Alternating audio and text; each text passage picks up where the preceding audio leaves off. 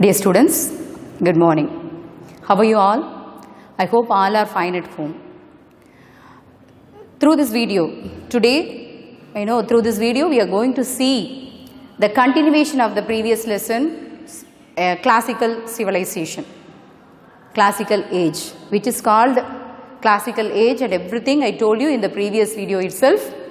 And in the previous video, we saw about Greek civilization that emerged, existed in Greek we saw in the last video, and about Rome also we saw, but I think that you may have some confusion regarding Rome. So let me start today's class from the previous class, that is some of the points I would have told in the previous video, but again I like to repeat again so that you may have clear idea about Rome civilization that happened in Rome. The king rule, democracy in Rome, and how it was succeeded by Principate, and how it declined, how Rome faced end, everything we are going to see in this particular video. So Rome, the Romans there were two categories among the Romans. The one is patricians, the other one plebeians. Plebeians or patricians. Patricians were the rich land owners, are called patricians. Okay, and the plebeians were the poor people, peasants were called plebeians. So there were two categories, patricians and plebeians. There were frequent war between these two people. Among them, there was often problem arise between patricians and plebeians. So one more thing we have to know about Rome is the location of Rome. It is located in the crisscross trade route. Crisscross trade route. Trade was very easy, from west to east, from north to south.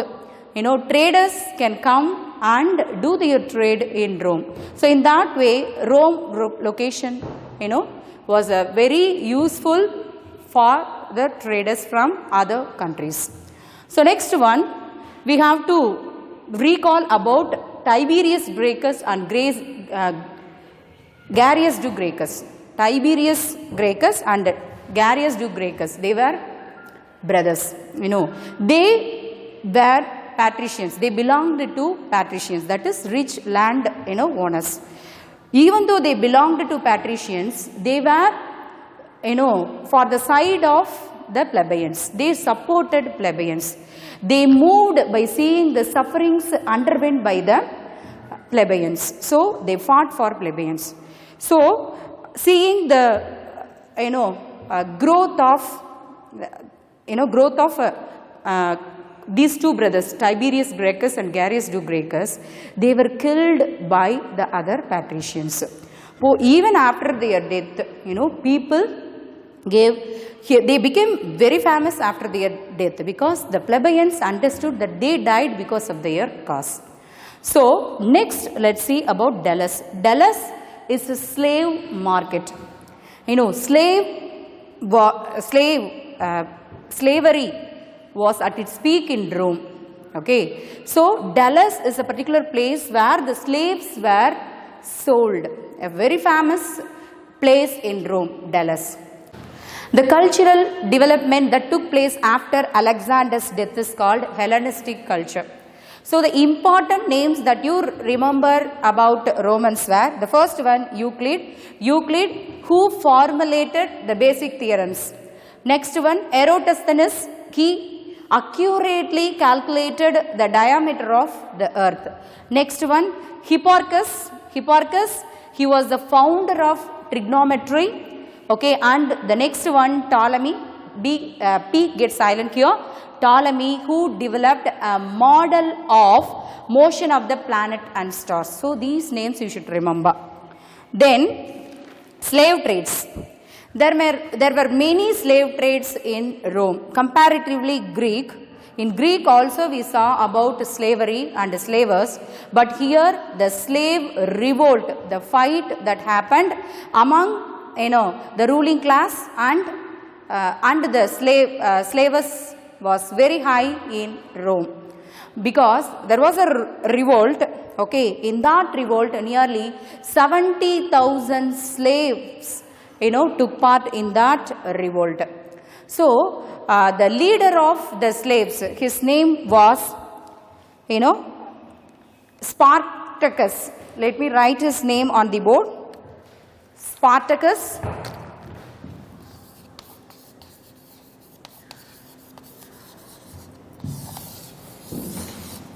He was the leader of the slave revolt.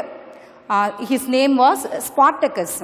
So, but he was killed by Pompey. Pompey, he was one of the famous general of Romans. Pompey. So, Pompey killed Spartacus. So, the followers of Spartacus, nearly some 6,000 slaves were chased and they were killed by Pompey.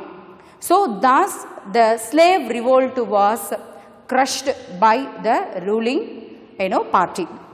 Next, let's see about Principate. What is Principate? Supreme rule. Principate means supreme rule.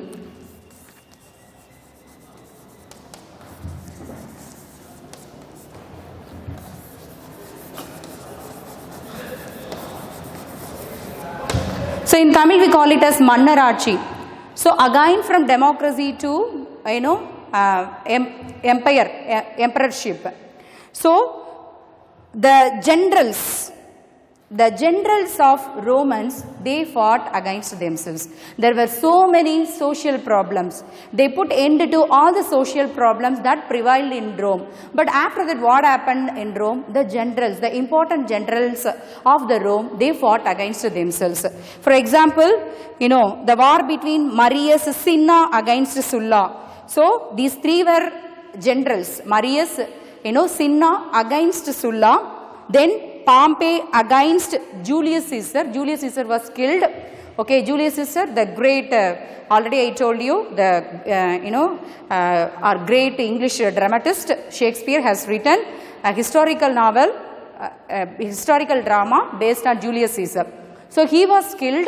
Okay, after that, Brutus and Cassius against Mark Antony, and finally Octavian against Mark Antony. So all these were the generals of Romans. They fought against themselves, okay, in Rome. At last, the rich, the old, people, the rich, old, new rich people thought that they should put an end to all this. So they brought Octavian or Augustus as their king. They announced Augustus or Octavian, okay, as their king.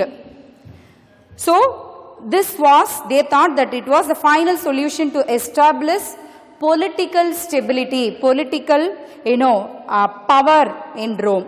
So that's the period Augustus is known as Principate. So this is how Augustus became the king of Rome. So after that, that period came to be known as Augustus period or Principate period. Okay, supreme ruler. So next, society under Principate. How Rome was under the rule of Principate. Let's see. The rich people became more and more prosperous even during, the Augustus period. They organized games like, games where the gladiators means the fighters, they were forced to fight among themselves, and till some of the gladiators were killed, it was encouraged to fight. So those kind of games were conducted by the rich people in order to get the attention of the other people. So next, the great writer of Augustan age, you all should know, Pliny the Elder, Seneca, Horace, Livy, Tacitus, the historical writer, Virgil. All these were, greatest writers of Roman periods. Till today, you have all these books, find in the library, you can read all these books, great books of the world, okay, to be read. After the death of Augustus, except Trajan, Antoninus Pius and Marcus Aurelius. So these three were rulers. These three rulers alone were, rulers who gave importance to the people. But all the other rulers were tyrants. Tyrants means they were, cruel. People were treated very cruelly by other, kings. So Marcus was the first Roman emperor. Marcus was the first Roman emperor who sent his ambassador to China, to establish a trade connection in China. So thus he wanted to establish his trade in the Asian power. So he was the first person from Europe side, okay, Marcus. Decline of Roman empires. Let's see how, the Romans met their end. Roman empires faced threats from barbarian incursions. The Romans considered the people who were illiterated, okay, those who did not have civilized, the people who were not civilized, they considered them as barbarian. They met so many problems from this barbarian, the barbarian invaded Rome so many times. So in order to protect them, they had to depend on mercenary army. See, mercenary army means, here army, it is not an official, army, military forces. Actually, the soldiers here were not officially, selected or recruited. Actually, in Tamil we call it as Kuli Pada, So like that, the mercenary army, the people who fought for money. They fought only for money. They did not have any love for their country. It is not a fight for, for their patriotism, nothing. They fought only for money. So the Romans had to depend on the mercenary, army a lot, and they spent much on the mercenary army. So, after that what happened? The empire state shifted from the central empire. Let's take it as capital. The central of the Roman Empire was shifted from Italy. You all know Italy, I hope. See here. Can you see here? This is Italy. Okay. So Rome is the capital of Italy even today. So from here to, they shifted their center, capital, to Byzantium. Byzantium is the eastern side to Rome. Okay.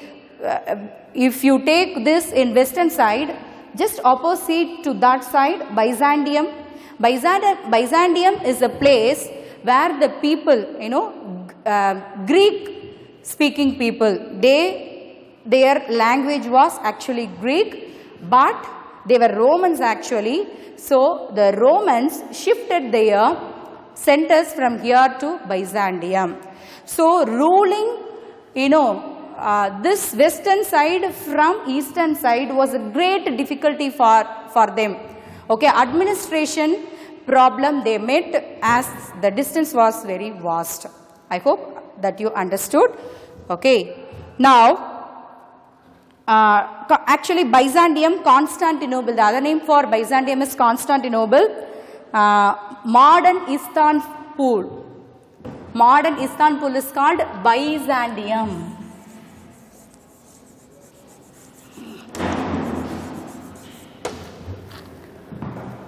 So, next let's see, Goth Alaric. I told you about barbarian invasion of, two Roman emperors from, So, Goth Alaric, a soldier with his great force, attacked Rome. Next, Gaul. Gaul is a place in Rome actually. It is in western side. It was taken control by Frank Clovis. Frank Clovis, another soldier, he invaded Rome and took control of Gaul. Gaul is a place in Rome. Next to him, Ostrogoth Theodoric. Please see all this name in your textbook. It is given everything there in the book. Ostrogoth Theodoric announced himself the emperor of Rome. So the people of Rome were disgusted, hated the rule of the Principate, that is emperor, particularly the king who ruled in that time was Romulus, Augustus. Romulus Augustus, they did not like the rule of Romulus Augustus because they made so many problems, they faced so many invasions, so they wanted to put an end to, Romulus Augustus. So he was removed from, his seat after the revolt led against him by Odovaker.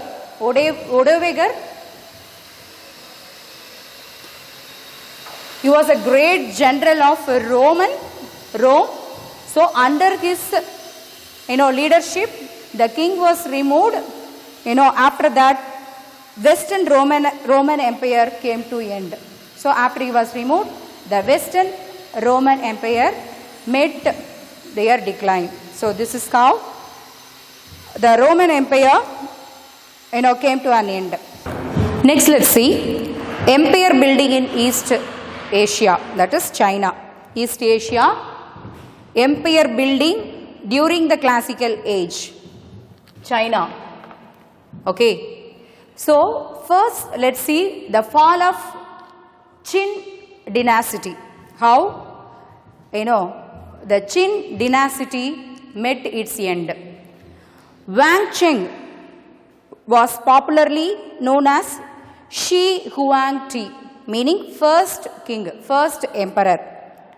He crushed all local rulers and established a strong central government in China.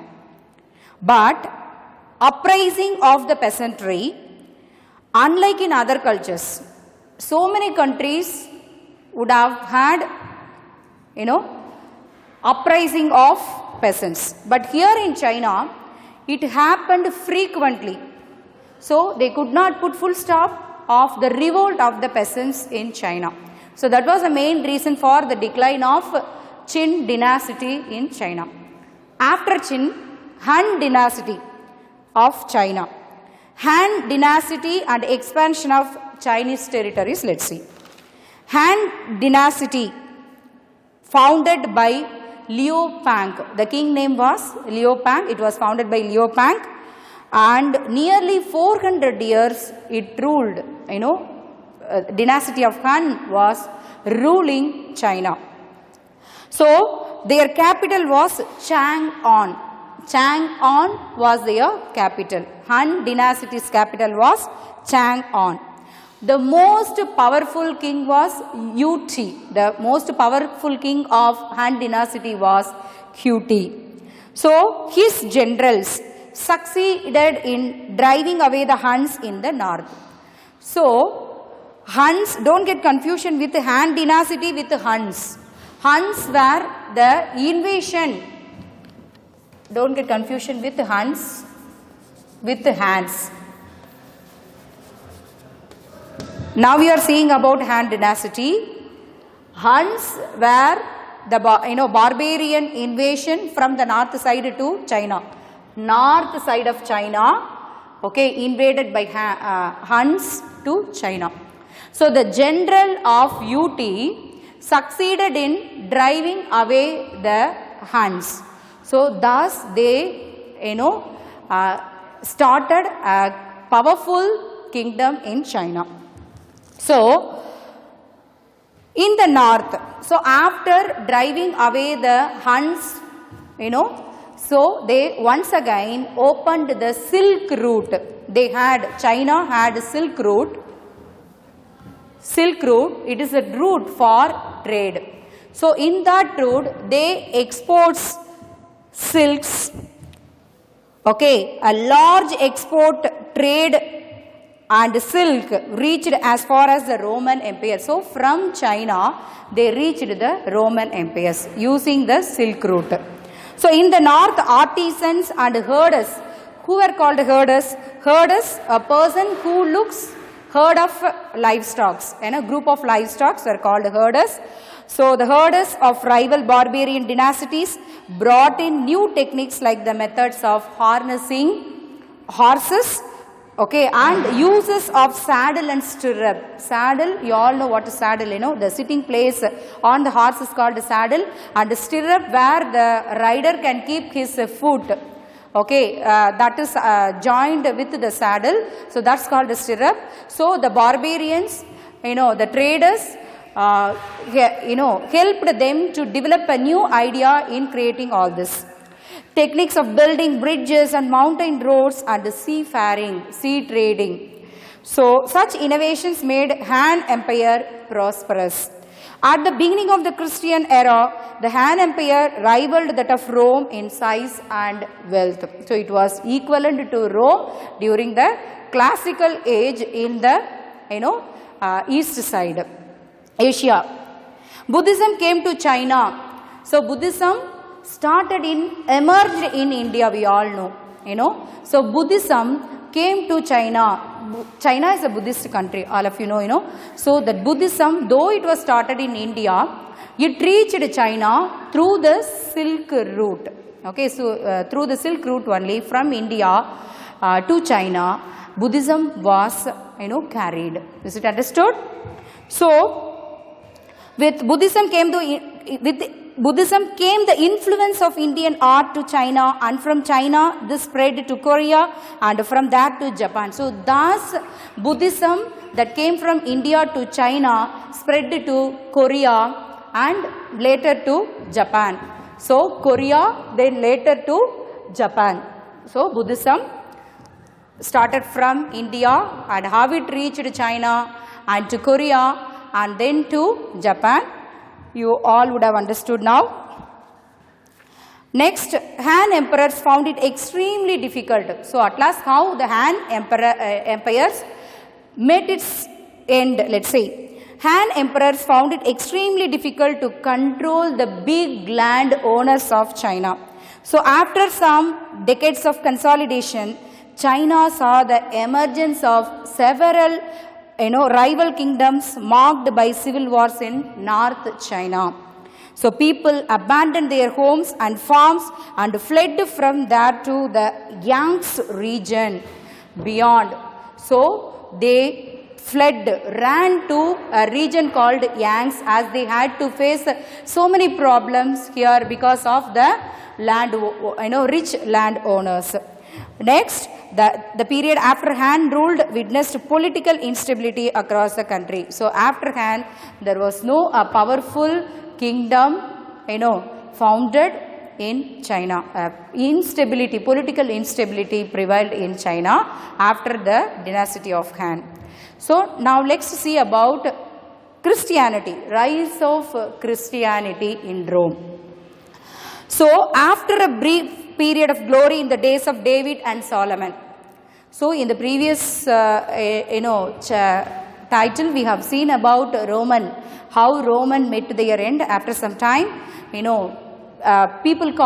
Two persons called David and Solomon. The people were, Roman people were actually, they led a peaceful life. But after them, Jewish people in Rome were given a lot of trouble by others. Okay, so they had a great fall, the Jewish people had a great fall and experienced extreme hardship in Rome.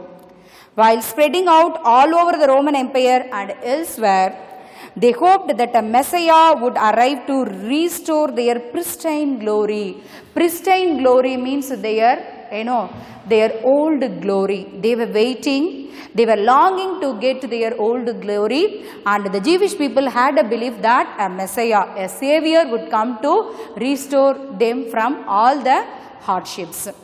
So, initially they laid much hopes on Jesus. So I told you in the beginning itself, this is the period of Jesus. Okay, so Jesus was against the rich and the hypocrites. Who were called hypocrites? The one who acts outwardly as they are very disciplined, and the one who has faith in God, everything, but they are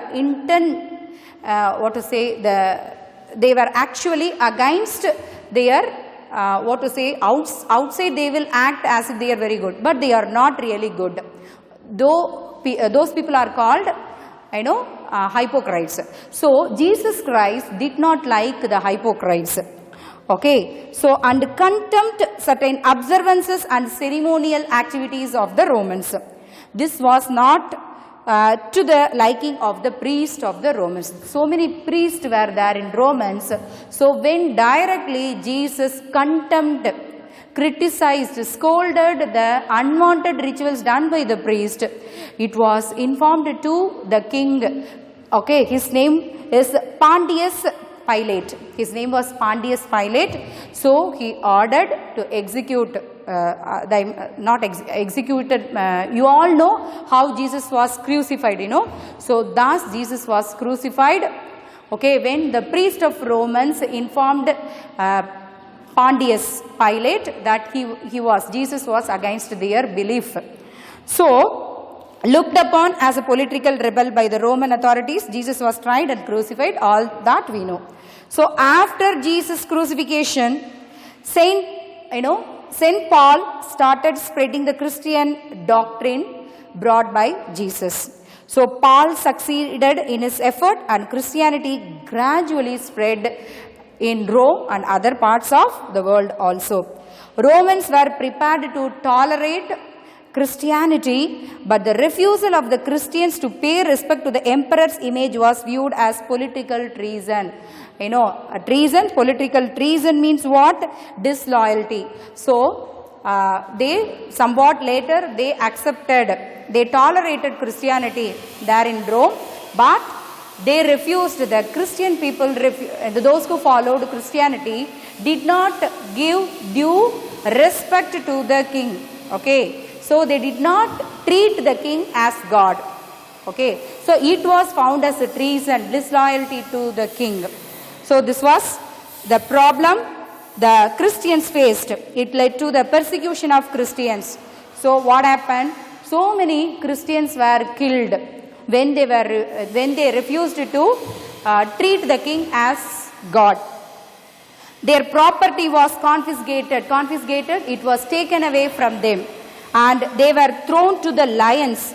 See the atrocity. You know, the Roman Empire did not succeed in suppressing Christianity. So out of all this, they could not put full stop to the spread of Christianity in Rome. So one of the Roman emperors, Constantine himself, became a Christian. So he was much influenced by Christianity, Constantine. So he started following Christianity. Then you imagine people started following Christianity. So thus became the official religion of empire. So this is how Christianity became the official religion of Romans. Okay. Next, let's see about Byzantium. Already I told you about Byzantium. I know it is the western side of Italy. Already we have seen. So Byzantium, as you know, when we heard the word Byzantium, the grand Saint Sophia Cathedral must come in our mind. Saint Sophia Cathedral, it was built in the mid-6th century, the most magnificent building in Europe at that time. It was known for its innovative architectural techniques. The cathedral was turned into a mosque by the Ottoman Turks when they captured Constantinople.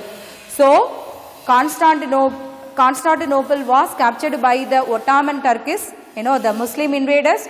After that, the magnificent cathedral, Sophia Cathedral, Saint Sophia Cathedral was changed as a mosque. Okay. So, the Byzantine emperors who ruled from the city of Constantinople for about 1000 years called themselves Romans. But their language was Greek. Already I told you, Greek people were residing in Byzantium. The splendor of Constantinople with its luxurious royal palaces, its libraries, its scholars familiar with the writings of Greeks and Romans, and its fascinating Saint Sophia Cathedral are the legacies they have left behind to the people. However, in terms of development of science, so in art and architecture, they were very great. They have left all this historical monuments to the people, but as far as science is concerned, they were not developed much. In terms of development of science and technology, there was no progress during this period. the economies of the empire's provinces were in the hands of large local landowners. So the whole economic conditions of the Byzantium was in the hands of rich landowners. The small peasants always lived on the edge of poverty. So they had their hardships, the poor people, the poor peasants, they had to work hard, but they were paid very less amount by the rich landowners. So the fundamental weakness of Byzantine civilization stood exposed when the participants of Fourth Crusade pillaged it and ruled it. Pillaged it means, okay, the very cruel treatment in the war he followed. He was called himself as a crusade, a holy war, but in that, the cruelty done in the war exposed very clearly to the people that they are not following, they were not treating the people, humanistically. Then the tottering, what is the tottering? The shattering of Byzantium finally fell to the Ottoman Turks in 1453. So Byzantium, Constantinople was captured by the Ottomans, Turkish, okay. So it was at last fell into the hands of the Muslim invaders from Turkey. Let's see India during the classical period. So India, Kushan period corresponded with the last days of the Roman Republic. When Roman Republic, during the classical age, Kushan period, here we had a Kushan dynasty, okay. So when Julius Caesar was alive, the Kushan Empire is said to have sent an embassy to Augustus Caesar. So the Kushan Emperor sent his ambassador to see Julius Caesar, to have a trade contact between India and Rome in that time itself, you see. So next 18 major works of Sangam age. Let's see about Tamil Nadu during the classical age. 8 anthologies. Anthologies, group of poems are called anthologies. The 8 anthologies called Ettu Thogai and 10 Idylls. 10 Idylls, 10 Pattu, compiled during the first 3 centuries of the Common Era, were composed during this period only, and Sangam literature hailed as the first secular literature of India. So Sangam period here, classical age, therein Rome and Greek, whereas here we had Sangam age. Okay, the corresponding period 4th and 5th AD in South India characterized as Calabria period, teak wood, pepper, pearls, ivory, precious stones and the like were exported from the Malabar, from Kerala coast to Babylonia, Egypt, Greece and Rome. Trade with Rome further flourished. So we had trade, our southern side, even southern side of India, from Kerala, we exported so many goods from India to all these parts to the European countries in that time itself. So the lesson got over. My dear students, I hope these 2 videos will help you to understand the whole lesson. Thanks for watching, my dears. Let me see you soon in the next video. Thanks.